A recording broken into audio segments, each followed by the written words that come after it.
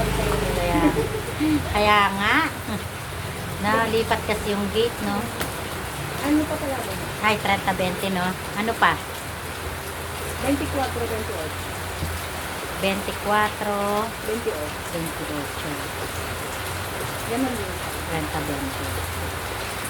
Sige, thank you. 24, 28.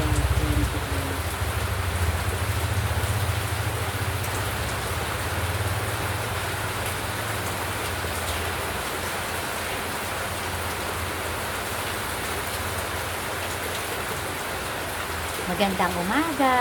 Eto. Umuulan. Medyo malakas ang ulan. Yan. Ito ang ginagawa ko tuwing umaga. Magandang umaga, magandang tanghali, magandang gabi, saan man kayo. Musta na? Maraming dumadaan na, mga nagtatrabaho.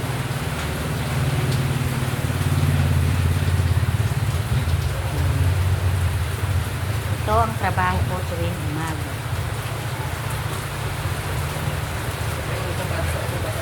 Alam nyo na. Dito ko kinukuha yung baon, ganun, ng mga anak ko. Yung pang-araw-araw.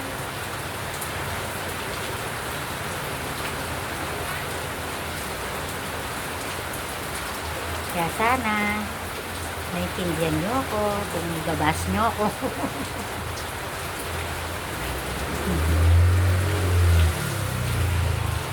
At least po, marangal naman po to. Wala po akong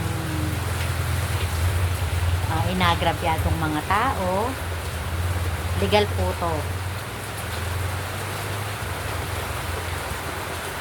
Ayaw ko naman kung yung itago pa kung ano po yung ginagawa ko, trabaho ko.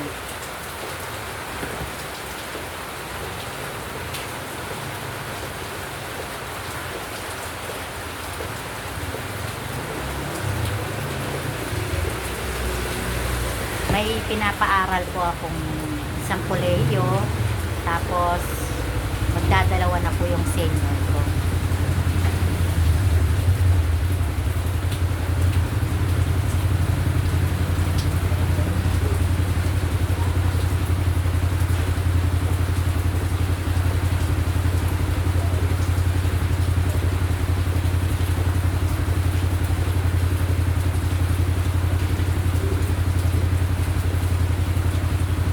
Ano kuya?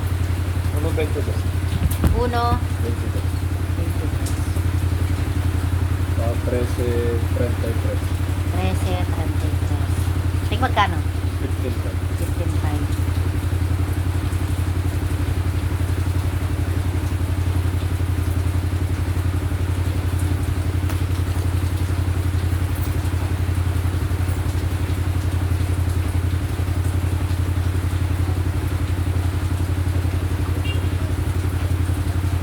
Yan.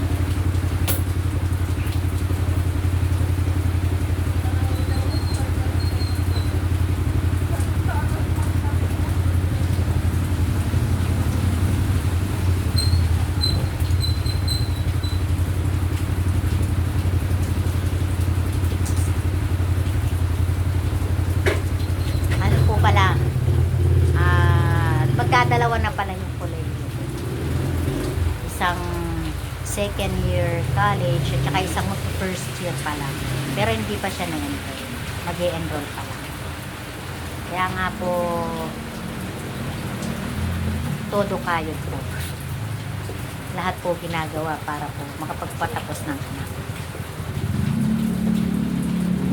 Ganito po, yan. Dito po ako nakapwesto tuwing umaga.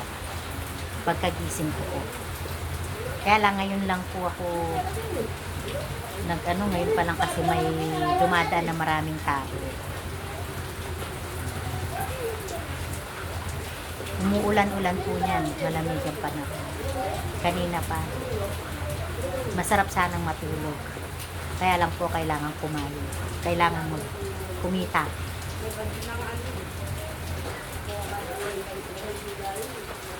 Yan. Ngayon lang po ako nag-video ng ganito. Kasi po, alam niyo naman,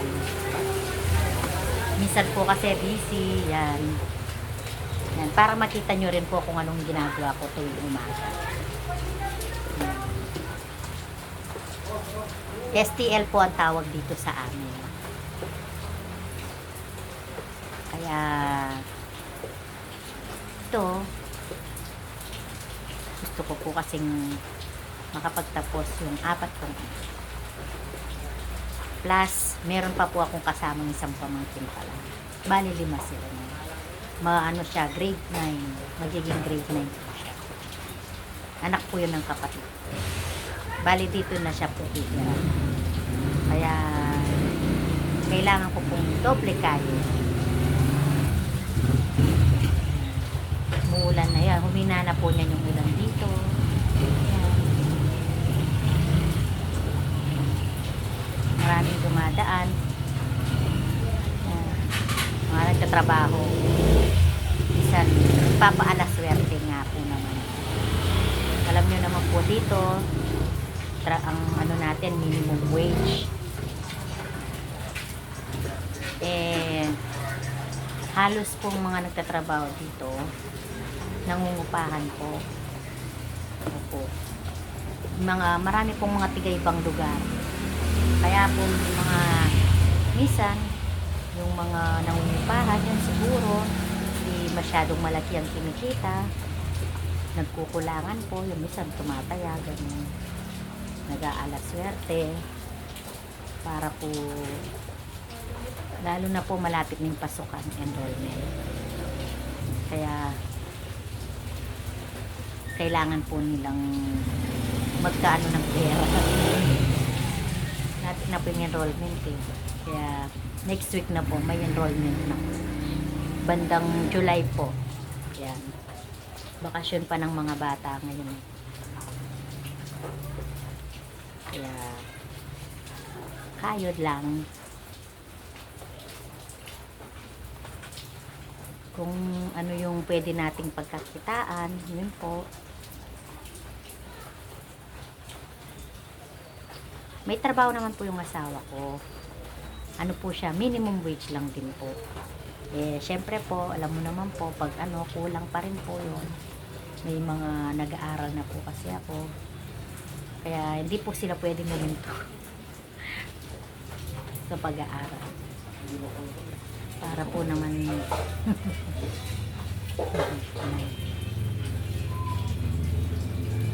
para po naman sa kanila naman po yun pag natapos sila ng pag-aaral, di po ba? Yan.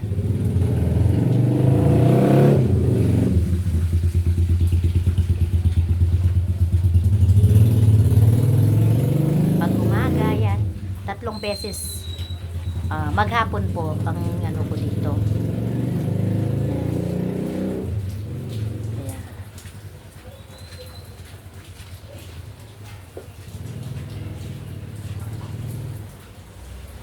Naghihintay lamang po ako dito kapag may gustong tumaya, ganon, may gustong sumuwerte.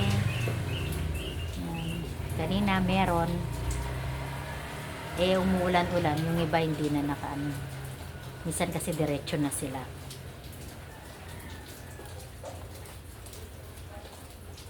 Medyo umaaraw-araw na po, umaaraw-araw na. Yan, tapos na yung ulan, iinit na naman.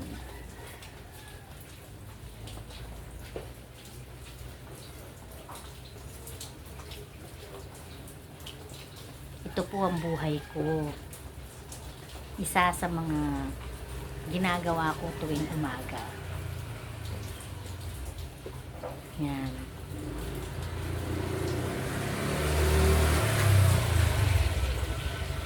Masaya naman po ako sa ginagawa ko. Actually po, matagal na po ako dito. Mga ano na ba ako? 16 years, 17 years na po ako. na ganito po yung ano ko. Ang naging trabaho ko na. Full time. Pero nagtitinda-tinda ko, kaya lang walang laman yung tindahan ko. Wala. Wala pang pamumuhunan ng malaki. Mahirap pag may kolehiyo, di po ba? Lalo na 4 po silang nag-aaral lahat. Mahirap po.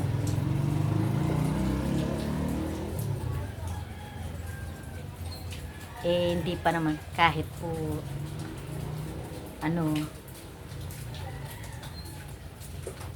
hindi pa sinuswerte, syempre.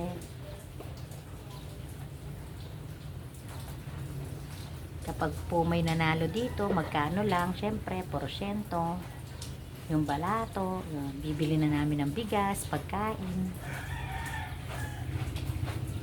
baon po ng mga anak ko, yan, ganun, kung mayroon yan. Minsan, humingi sila pang merienda, yun, dito ko po kinukuha, yun. Kaya, gusto kong palamnan itong tindahan, kaya lang, pag nagkakalaman naman po, wala rin po. Kasi,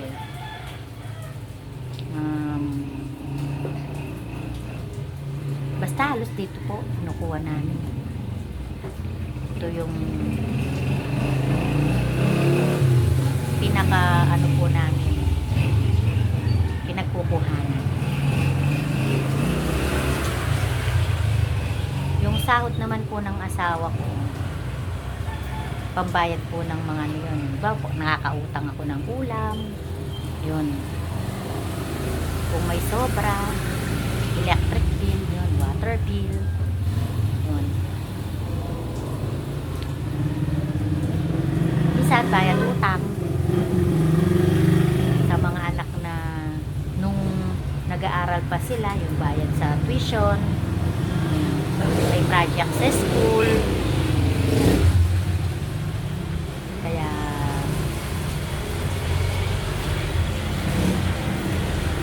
ito buhay namin.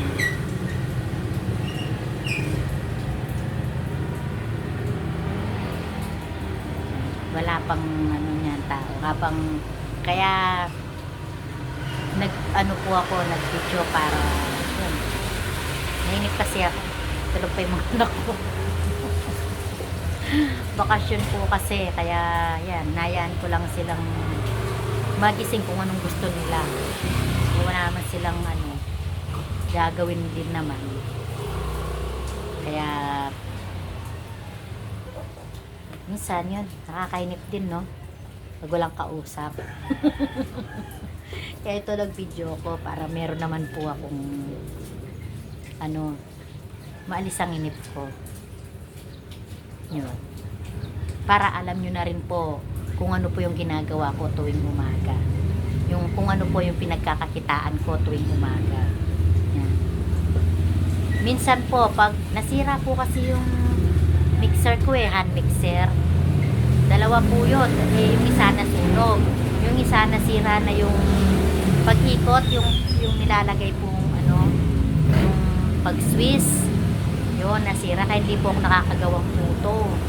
Kailangan ko pa pong bumili nun. Syempre wala pa po akong budget. Papakita ko po sana kung paano ako kumuha ng puto, kaya hindi po ako nakakagawa. Yun, isa rin po yun sa pinagkakakitaan ko, paggawa ng puto. Yun, madaling araw pa lang, alas 4 pa lang, yun, ginagawa ko na. Ngayon po, hindi ko po magawa kasi nasira nga po yung mixer ko. Pag mano-mano po kasi, mahirap ihalo, dapat po mahalo yun. Kapag po hindi mahalo kasi yung harina, ingredients na mix, pag naluto po yung puto, iba po yung texture niya. Yun, ganun po siya. Puto. Mabenta rin po dito yun. Binibenta ko pa lang po ng tigli 5 piso. Mga ganun na po yun, no? 5 piso bawat isa. Kaya wala, hindi ko po magawa. Kulang din po sa budget. Syempre, yung anin ko dito, minsan bili ko ng bigas. Yan. Pagmerienda ng mga bata. Yun. Kung ano pa yung anik-anik na kailangan namin. Yun. Kaya, medyo, syempre po, lalo na po ngayon, pamahal ng bilihin. Yan. Kaya, pero pag ano po, makakabili rin po ako nun. Pag ano ko po. Ngayon po, hindi ko pa po masyadong lalo na po, enrollment na. Sa next week, enrollment na po ata. O next week. So, syempre po, bago ko po mabili yung importante pa po yung enrollment kasi syempre po sayang naman po kung hindi po kasi sila agad nakapag-enroll, mahuhuli sila. Baka yung anak ko parang isa gusto sa labas mag-aral, kaya kung nahuli po, sayang naman po, baka hindi sila maka-enroll. Sayang yung isang taon na nila, pag-aaral nila. Kaya po mas pina-priority ko muna po yung pag-enroll nila niyan next week. Sabi po ngayong next week ba katapusan po enrollment na. Kasi by July, mga ilang weeks ba, 3rd week o for last may pasok na po kasi sila. Okay. Yung kolehiyo ko naman po, next week na po yung pasok nila. Pero naka-enroll na po siya. Yun po, naka-enroll na po. Sa next week na po yung pasok nila. Bali po yung 3 kong anak, yung isa pang kolehiyo na magpo-first year, mag-e-enroll din po bandang July naman din po enrollment na. Tapos yung 2 ko pong senior, yun, mag-e-enroll na rin po. Tapos yung pamangkin ko nga, mag-e-enroll na rin po. Kaya po, yan, naisipan ko po talagang mag-video, yan, mag-vlog para at least kung makakarami man po ako ng views, subscribers, kahit konti lang po, makakatulong.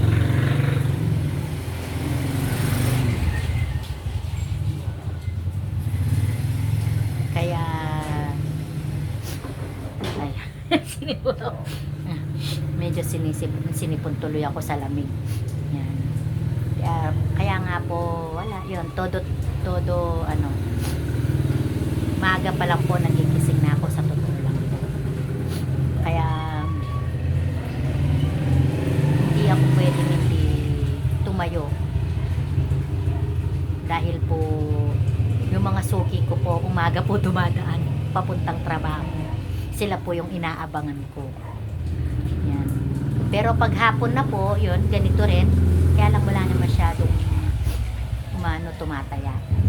Sa trabaho lang sila. Pag gabi yun, kapag gabi meron. Madalang na lang din. Hindi ka mo, kasi dito po, nalipat po kasi yung gate. Dati po bandang dito po siya, yung gate. Malapit lang po sa amin. Yung pong halos suki ko, dito dumadaan, marami po sila. Halos doon po yung suki ko dito banda. Kaya pag pumupunta ng gate, dito po sila halos. Nadadaanan nila ako. Magbuhat po nung nalipat ang gate, napunta po banda doon sa may basketball court, malapit lang po doon. Yun, nawalan po ako ng mga suki. Konti na lang. Hindi naman kaya humina po talaga. Pati yung pagtitinda ko, humina. Kaya ganyan po akong naisipan ko na rin pong mag-vlog. Pero noon pa po sana Kaya lang, parang walang time kasi noon, bago pandemic po, busy po ako noon. Hindi po ako makapag-cellphone masyado. Kasi po, noon, nagtitinda po kami ng lutong ulam, ganyan, almusal. Noon, busy po kami kasi marami kami suking construction noon.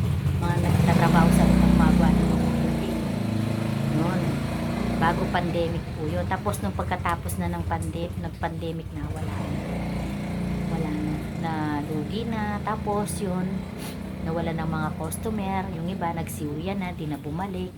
Yun. Tapos mga ilang taon ng pagkatapos ng pandemic, may bumalik ng nagtatrabaho, konti na lang. Yun. Tsaka marami ng mga kumpanyang nagsarahan. Kaya yung iba hindi na bumalik. Kaya ito po yung pagtitinda po namin nun, malakas po. Humina na lang po ngayong medyo tsaka marami na po kaming mga tabi-tabi na lang po kaming mga nagtitinda dito. Tabi-tabi na lang halos. Titinda ng ulam, yan. Kaya humina na rin po. Dito po kasi ang pinaka-customer po namin yung mga nagtatrabaho sa Clark, mga nangungupahan. Kasi malapit lang dito. Halimbawa po, yung mga trabaho po nila, nilalakaran lang, gano'n. Ngayon kung sasakay po sila, malapit lang din po. 5 minutes, 10 minutes lang pong sakay nila. Gano'n. Marami pong nangungupahan dito. Kaya, kaya lang po magbuhat talaga nung nalipat yung gate.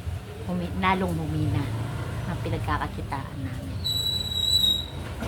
Kaya hindi pwedeng lang po ako, papetiks-petiks lang. Dahil hindi kami nga. Pag di ako maagang gumising, nga. Taya ka. Anong number mo? 221.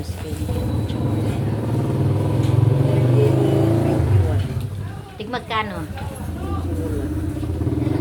Ay, yung 13, 30, ay 21, ay 30, 21. Walang yan. 20, 20 sampu to. Tapos 15 lima yung isa. Para sakto 50, no? Sige, yun nakasulat na.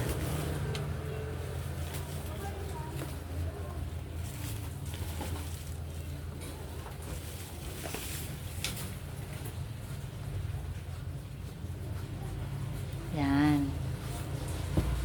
Nakarami na akong minutes, no? Dati konti lang. Wala pa. Padami ng minutes niyan.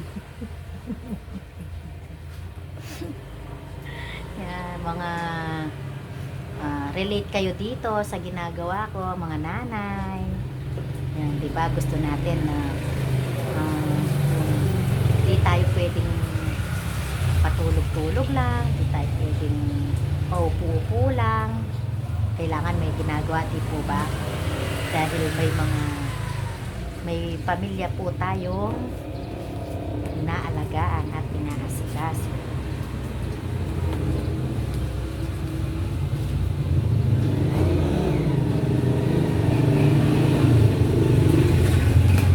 Ang galing din eh.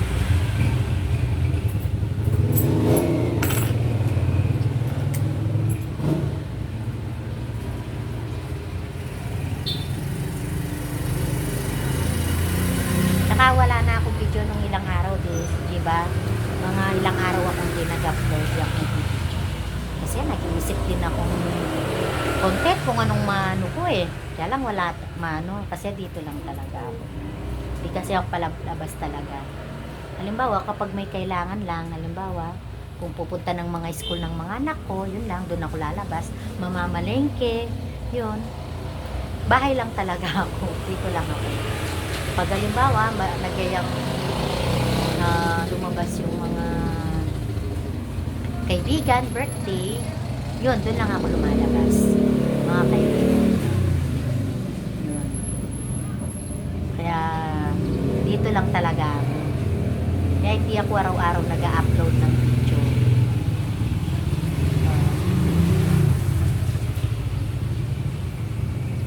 Pero kapag may time talaga, pag talagang wala na akong i-upload, baka lalabas ako. Kahit, para may ma-content ako, lalabas ako. Mahirap din kasi nung nag-iisip ng content, kung anong video, ganun, kung anong iko-content. Naisip ko lang to ngayong kapon pa. Naisip ko na kapon pa eh, kaya lang nag-aalangan ako eh. Pero, sabi ko, okay lang, sabi ko, para lang naman ng mga tao kung anong ginagawa ko eh. Di naman siguro masama, sabi kong ganyan. Di naman masama kung ipapakita ko sa kanila kung ano talaga yung pinagkakakitaan ko. Wala naman akong inaapakang tao, wala akong inagrabyado.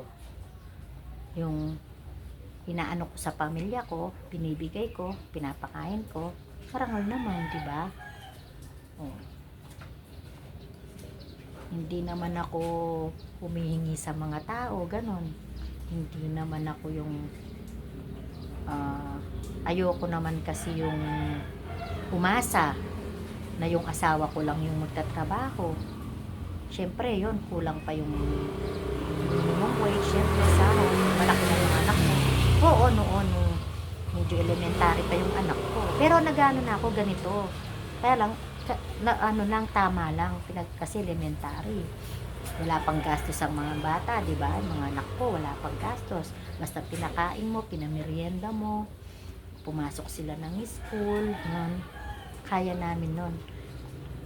Pero ngayon, mga mga senior high school, kaya may college, kaya di pwedeng hindi kumayod.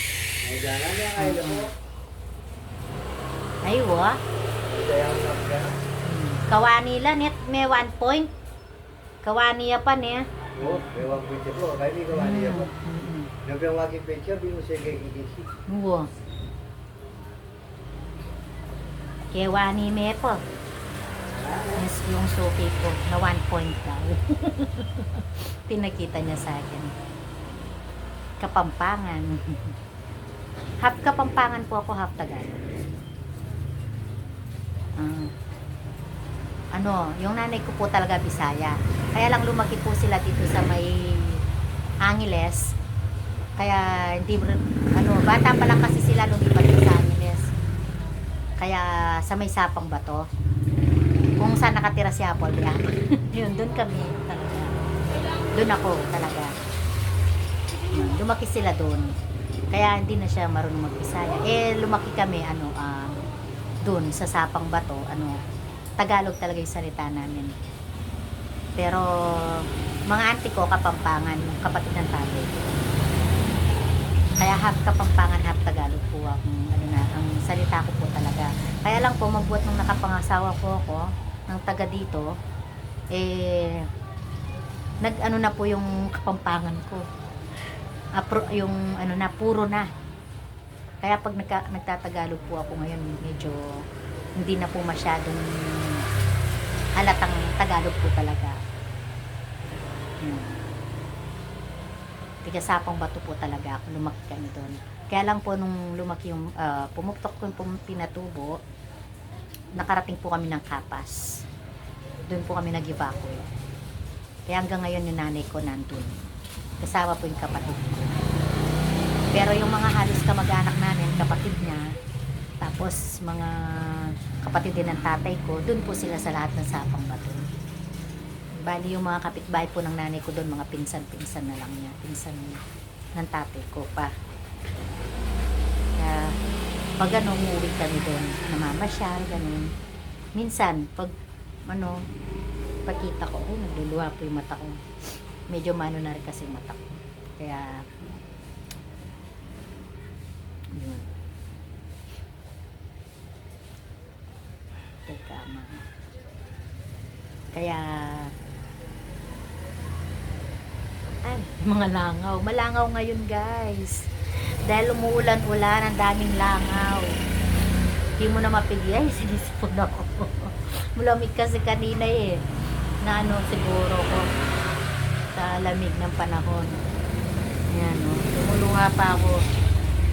Ayan, yung mga mata ko laging lumuluha ngayon. Kaya yun. Sige po, hanggang dito na lang. Bye.